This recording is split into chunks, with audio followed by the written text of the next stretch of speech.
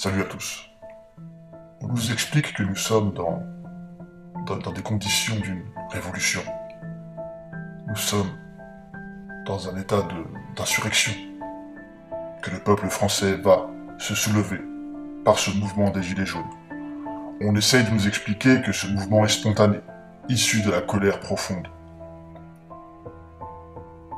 Moi je vous le dis, ce mouvement est prévu de longue date. Je cède la parole à une personne qui, depuis des décennies, est dans l'ombre, derrière tous les présidents français.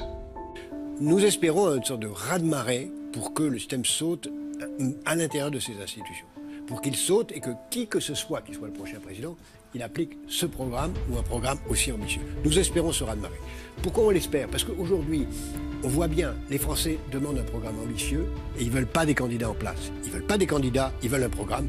Donc il y aura un programme et un candidat qui aura un programme à l'intérieur des institutions. Et si ça n'a pas lieu, et si les Français sont obligés d'élire quelqu'un qui n'a pas de programme et dont ils ne veulent pas, ils seront déçus le lendemain. Et je vous le dis, il y aura une révolution dans ce pays avant 2022. Il y aura une révolution dans ce pays. Donc, nous sommes le 2 décembre 2018.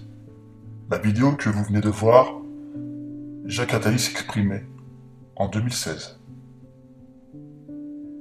Il explique que les Français vont peut-être élire un homme sans programme, alors qu'il a lui-même soutenu Emmanuel Macron. Et il annonce la suite de l'histoire. Il annonce un raz-de-marée, une sorte de révolution.